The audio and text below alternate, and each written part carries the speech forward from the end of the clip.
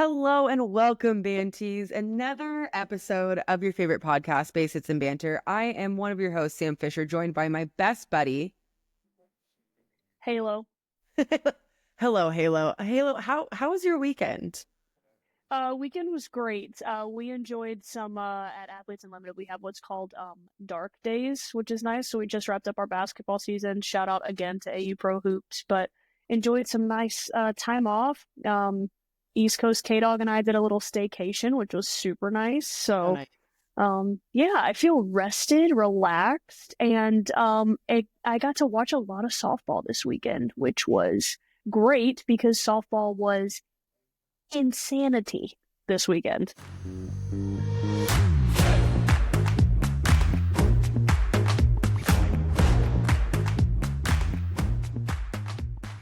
Softball was so crazy this weekend. Like, I can't even think of a Unbelievable. theme for the way that this last month has gone because it's just been unpredictable. I saw a tweet. Mhm. I feel bad. I don't remember who tweeted it because, Twitter be, X, whatever. Someone Be posted on, wild and yeah. And I don't remember who it was, but in my research, they said something about, there's not one great team. There's not like you mm-mm. think about Oklahoma last year and that senior class and that team going for a four-peat. They were great. But they were saying they're like, there's a lot of good teams. There's a lot of teams that are showing greatness, but there's just not one that's just like staying there the whole time. And I was like, you know what? I think that people are working towards it. Yeah, 1000%. And it's still early in the season where teams, I think, too, are Yeah. trying to still find their identity. Like, I think about an Alabama, like a historic program, is just like trying to find their footing a little bit. And OU, even, I know they swept South Carolina, and we can dive into that series because that was, I Yeah. think, the best series of the weekend. Even though Oklahoma swept them, they're not the same team as they were a year ago. They're still Right. trying to figure out how to win games. I think a lot Yeah. of people are in that same boat. But you're right. But that's why we watch, right? There's Yeah. so much parity in the game right now. And I would personally, as a fan of the game, I would rather have this than have Mm, one dominant team. I want the competition. I want to have my jaw on the floor on a Sunday night after watching so much softball, which is exactly what happened to me this weekend. oh, I love that because I agree with you. Like, there's always it's always cool to see a dynasty, right? Like you think about the Yankees or the Lakers or Oklahoma softball, and you think of these, South Carolina women's basketball. You think of these dynasties, and you're like, okay, that's cool too. Like when you watch somebody doing something really well all the time, that's pretty bitchin'. But not knowing what's Yes. gonna happen and not going into a weekend and being like, you know what, I think that this is going to be the outcome of the series or the outcome of this game and not even coming close. That is so fun because you're just like, what do I know? Yeah, no, exactly, 100%. I mean, last Yeah. week we talked about I was really high on Arizona and on Arkansas. Oh my God. Oh my God. And so like that That's aged not like a fine wine, that aged like a rotten wine, it literally aged like in a one grape. week.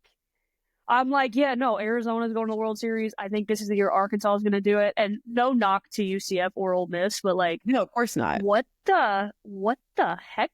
It Right. looked like watching both of those series. It looked like two completely different teams showed up to play. Yep. Arkansas couldn't Yep. find any offense really in the first two games. They found all of it in game three. They beat Ole Miss 20-3. I think they just got a little upset, right? Like we've Yep. we've been in dugouts where it's like, okay, like it's time to lay the hammer down, and that's a Yep. really fun day at the office, right? But Mhm. like, no matter how much good you do that Sunday, you can't really undo what happened Friday and Saturday. The series is gone. And Arizona, yeah, and Ole Miss I do think is a little bit underrated. They had a ton of kids come in from in the transfer portal. Yeah. Aaliyah Benford's great for them. Coming over Yeah. from Baylor, who by the way was one of the only people to beat Oklahoma during that incredible 4-year run. She's really good. So okay, on Arkansas, Arizona. Wait, I don't last week, forget. I don't know. No last, say. I'm gonna say last week, this was the Arizona podcast. This was It talking about was. Arizona, like everything, and then they lose You two would out have of thought we were three. living in 1999. It, it that was good. Literally. Yeah. No, Literally. they drop the series. Like Yeah. that To was UCF. unexpected. So unexpected. No, there was some the other one, you guys. Halo texted me on Friday night because I was talking about how I thought Duke was going to make it to Oklahoma City. They were one of my 8. Yeah. Halo texts me in true best friend savage form, like, "Hey, you rethinking this because Clemson mercied them in 5, 12-4." But Duke came back won the next 2. But They yeah, did. But I was then shaking. karma got me with Yeah. Arizona and Arkansas. So you Yes, know what? It all evens out. It all evens out. it does. Yeah. So it was just the one note that I had of the what the heck was the Arkansas Ole Miss series, mostly because like Ole Miss handled Arkansas, and then Arkansas said, you know what, I'm gonna score.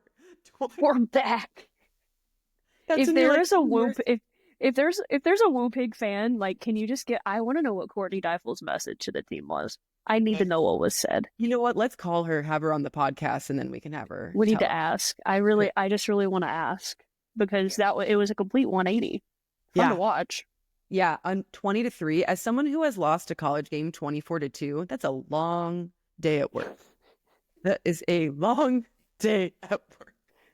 Who was that again? UCLA. Yeah, I figured. Those darn Bruins. Yeah, yeah. But another series that I thought was interesting was Florida and A&M, because Oh my gosh. Florida opened with a loss to A&M, and we're like, okay, okay. And then Florida wins a series, but they took that loss and they took it personally, and they're like, no one's coming, no one's taking this from us. And then they won the series. So is this how we're going to see, especially the SEC, is this how we're going to see it go, where it's like confusing and no sweeps, or like someone destroying and then someone, because like you Yeah. said about Oklahoma, go ahead. No, that's the only thing I can think of. Like, even Oklahoma did sweep South Carolina, and I think this is what you were about to say. So sorry, but it's still a sweep. But every game was one run That's exactly what I was going at to say. Love's Field for South Carolina, who has, again, first year head coach of South Carolina in Ashley Chastain, like her first big SEC series, and here, welcome to the SEC, babe. Here's a 3-game series at the 4-time defending natty champs place. And it's Good luck. It's so funny because you say welcome to the SEC, like this is a big job, but like shouldn't that have been a welcome to the SEC to Oklahoma? Like this is your first Bro. SEC series. But I was watching on Friday night. I was over at Jen Schroeder's house, and we were watching. We had like the 4 screens going, and it's So fun. It's the top of the 7th inning, and it's 10-6, and then South Carolina with no outs hits a 3-run home run. It's 10-9, and I was like, holy crap! I'm like, there's no outs. There's no outs. And Oklahoma, pulled out, and even Jen and I were like, I'm not even pulling for anyone to win or lose. Like, this is just crazy softball. And the other part too that I wanted to mention about Oklahoma, like you were saying too, they're kind of in a figuring out phase. Losing that senior class, which is arguably one of the best of all time senior classes, but they figured out how to beat an undefeated team 3 times, Right? when giving up Which 9 is insane. twice. Like that to me is still a really scary team. Like obviously the conversation this year is that Oklahoma is not the same. How can it be the same? Like it just It will never be the same. no, but Right. like it is so impressive to me that they're undefeated. They're entering into a new conference. They're like, it just, I think it just adds, like, for me, thinking about Patty Gasso and her staff, it just adds to me that like they know what they're doing and they know how to win. It's not just about having a powerhouse class or having a dynamite pitcher. They know how to win. Yes. The culture is set. And it's like the championship mindset, whatever they call it, like that expectation is set every single day. And even like they didn't panic. They could have easily, I think any other team finding a new identity, going to a new conference, 4-time defending national champions, like that's a lot of pressure to have. They didn't flinch. They didn't blink. Nope. One time. Not right? once. And if you like offense too, like how did you not love that series? Oh, 41 combined hits and 12 combined home runs. it's man, we just love Hello. hello, hello. Hello. That's what we want. That's what we signed up for. It's true, man. I love a pitcher's duel, but man, I love hitting. Give me the home run derby. I love a no doubter out of the park. You know what I mean? No doubt or no out of the park. Give me spectacular. Give me 14 of them right now. The pipeline to the women's national team. HPP has helped me find a new identity in like who I am as a player. It's helped show how hard work pays off, and it's really got me excited for the future of our game, the future for me, the future for my fellow athletes, and for what I strive to do in the future in college and then potentially with USA softball in the future. One team and person that I wanted to bring up, North Carolina. North Carolina, they are steadily doing really well. They're 21-4 overall. But one person, Kat Rodriguez, I wanted to point her out because as it stands right now, she's hitting 473 with a 743 slug, but she has 42 RBIs, which is fourth in the nation.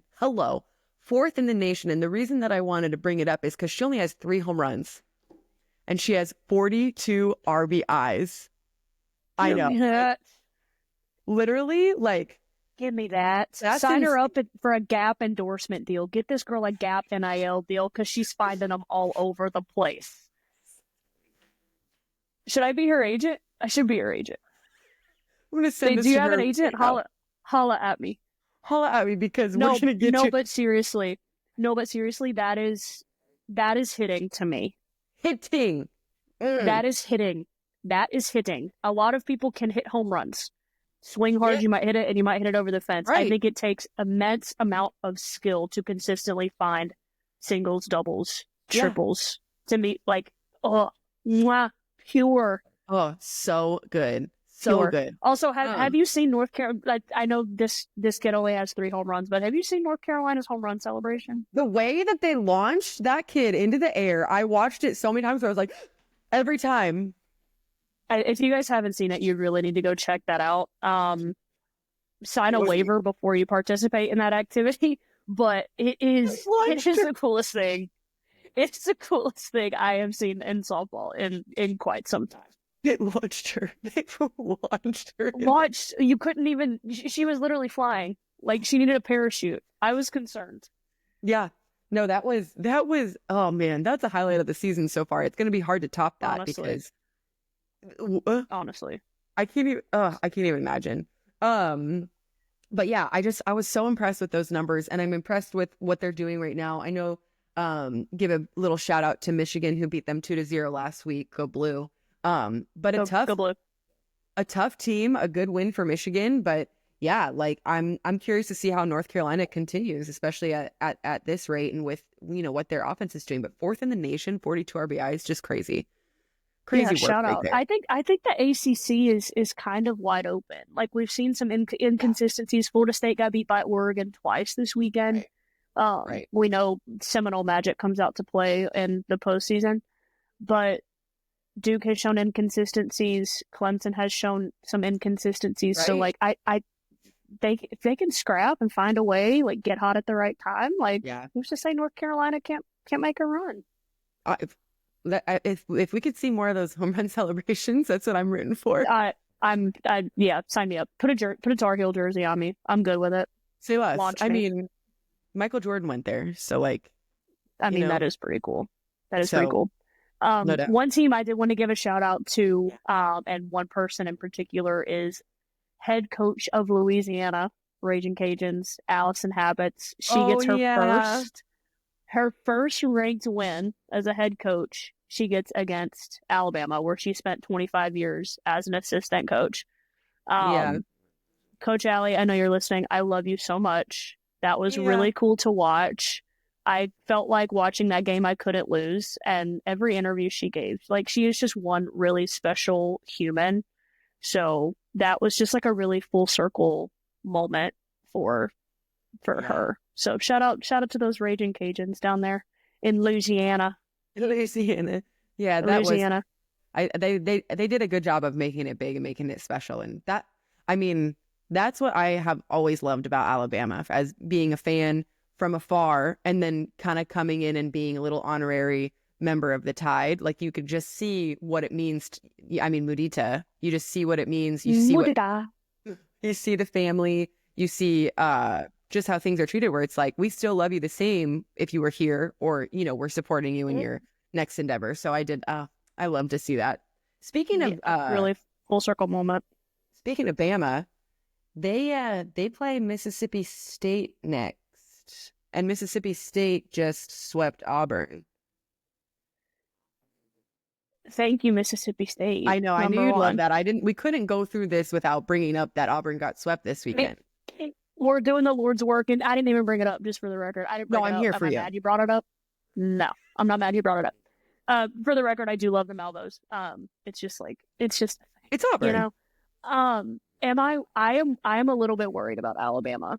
A little inconsistent. I didn't like in the Louisiana game. It was more preventable stuff. It's like, I will say this until I'm blue in the face. You don't have to go out and actively win every game, but you just can't lose them. Yeah, it's so good. Yeah, Alabama has put themselves in a position to where they are actively losing games. Yeah, unfortunately. And as a pitching staff too, like I know, like, you lose Caleb Beaver. You know, thank God you had Caleb Beaver last year after losing Montana Fouts. Right. Still trying to find their identity, I think, as a pitching staff. Jocelyn Brisky, I think, is great. But when you have a certain amount of walks plus a certain amount of errors, and you're giving an offense, 8, 9, maybe even 10 combined free passes with walks and errors, it's really hard to win a game. Yeah. And when the offense feels like they're consistently behind in that way, where you can't get momentum and string together hits, it's hard. Like, we've both been in games and dugouts like that, where it's like you're hanging on every single hard hit ball that you can to try to get something going. I'm a little concerned going into SEC play, but who's to say? I was a little concerned going into the Tennessee Super Regional last year, and lo and behold, we saw them in Oklahoma City. Turned it on at the right time. Exactly. Yeah. And Murph's entire thing this entire time has been like, we're not where we need to be yet. It's that word, yet. Yep. So very, very interested to see the adjustments that they make coming off this weekend, heading into SEC play. They got a big midweek against Florida State this week as well. Yes, yeah, that's going to be a good little appetizer, I would say, for opening to Mississippi State, who played very well. They beat Auburn 5-4, 9-4, and 7-4. So they only held up to 4 runs each game. But wham bam, thank you, ma'am. One of the players though on Mississippi State who's having just like a stellar senior season, Sierra, I'm going to mess up her last name, but her first name's Sierra. Do you know how to say her last name? Is it Sacco? Sacho? Sacco. I think it's Sacco. We love you, Sierra. Yeah, I'm so sorry. I could have looked it up, but she's hitting 472 right now with an 861 slug. Her on base is 600. She's walked 23 times. Nobody wants this Sierra smoke. Like, no, they do not. So that's been cool. She's speedy too. She's got 10 stolen bases. So it's nice. She's been a staple in that lineup for quite some time. And Mississippi State has kind of been up and down over the past few years. She's that person, I think, that's just kind of been steady for them. So to see her having a good senior year is awesome. It is awesome to see. And she stuck it out, which I appreciate it and respect a lot. We love to see that. And also on the roster, it doesn't have the little ear icon to say how to pronounce names. So I just wanted to throw that out there. So don't hate on her. One thing that you mentioned that I think is really important, and talking about Alabama, but I think it's just kind of across the board in softball right now, is a lot of people are finding their way, finding their footing, but it's like the teams that have been offensively strong might not have the defense, or the teams that are defensively strong might not have the pitching, so it's just like we're not seeing like the full complete picture every game. That's where we might see it sometimes, but it's not every game. So like you said, the walks combined with errors for a team is deadly. You know, timely hitting is great for offenses, but then you get, you know, then you boot a ball or have 3 errors in a game. Like I just feel like we're seeing multiple errors in games, and it's tough. So I'm curious to see as we continue to go, because like we said, it's still early. You know, it's only been a month, but I'm curious to see how things sharpen up and things start to, you know, chisel out a little bit. At Higginbotham, we put people first. Our specialists are here to serve you, the people you care about, and your success. Insurance, HR, and financial services. Inspired by you. Yeah, and one thing too, I don't think that we've gotten like super into, and you can speak more to this as an infielder. It matters in the outfield a little bit too, but with this conference realignment, we're playing at completely different venues and stadiums, surfaces, changing climates. You think about Stanford having to go play Georgia Tech. Like, what? Literally. Like Cal is gonna have to travel to Florida State to play. Like, what's the weather difference between, you know, Northern California and Tallahassee, Florida? Like 100%. You're dealing with so many new things with this conference realignment when it comes to travel, jet lag, new stadiums, new dirt, new grass, different outfield concepts, different infield concepts. It's like it's a lot. So I think I'm curious in watching, like, if that has an effect on, you know, the defensive miscues I think that we're seeing kind of across the board a little bit. That's a really good point, because I even thinking, like, I was watching Stanford, it was Syracuse. Syracuse was at Stanford. I'm like, you're going literally across the coast to coast, coast to coast. And like thinking about life? That's a 3-hour time change. So you get there maybe 2 days early, and say you play at 7:00 Pacific time. That's 10 p.m. in your brain. Start time, like, on the East Coast, that's right? Crazy. You know, I know. And also, it's probably 2 degrees in Syracuse, New York, and it's like what, sunny and 75 in the Bay. Like, all right, yeah. Like, what are we doing here? Are we taking emergency on the flight? Like, are we supporting our immune systems? Like, are you guys okay? I can't imagine. I don't know. The jet lag alone would get me, but too in a stadium that I'm not familiar with, you get maybe an hour and a half on it, right, on Thursday night before you go play. Good point. It's not easy to do. No, that's a really good point, because I can remember, you know, like our spring break trip, we would go we went to Hawaii one year, no complaints, and we went to Florida all the other years, and from LA, like that's a long trip. But we were there for like a week and a half. It was fine, you know, but these games now, like you said, with the realignment, it's like they're going to come in, they're going to play 3 games, they're going to go home. So it is weird thinking about the different dirt that you've been used to playing on in your conference play for so many years, and now bada bing, bada boom. And we're not flying private. We sure aren't. Aren't. I hope that, you know, for those of you that are playing in college and you're flying across the country, I hope that you get rewards points. Don't forget to sign up for those miles, those miles. Get them. If you're flying from Syracuse to Northern California, you're going to get so many points, and they're free. Just take them. Yeah. If anything comes out of this podcast, I think it's that we just need people to sign up for their rewards points. Yeah, they deserve it. They deserve it. So many points. Don't let your miles go to waste. I did want to give a little local shout out. I forgot. ASU opened against BYU. In ASU's first ever Big 12, which is weird. ASU versus BYU in the Big 12. Strange. I never thought I'd see it. No, strange. Kenzie Brown, in their 1-0 win, had 18 strikeouts over BYU. Big shout out. 18 strikeouts. And the crazy thing is that's the second most in school history. So I don't know if I'd have to look it up, because that's either Katie Burkhart or Dallas Escobedo who holds that, because more than 18 strikeouts in a game is crazy. That's actually insane. A big shout out. Megan Bartlett over at ASU just got her 200th career win at ASU Forkham. Is that what they do? That's what they do, right? Yeah, they're the Devils. Forks up. I think you're not supposed to say Forkham, because that's like pretending for it to be a bad word, but It's just, No, I understand, but I that's like fun it. though. Yeah. I like But it. I like it too.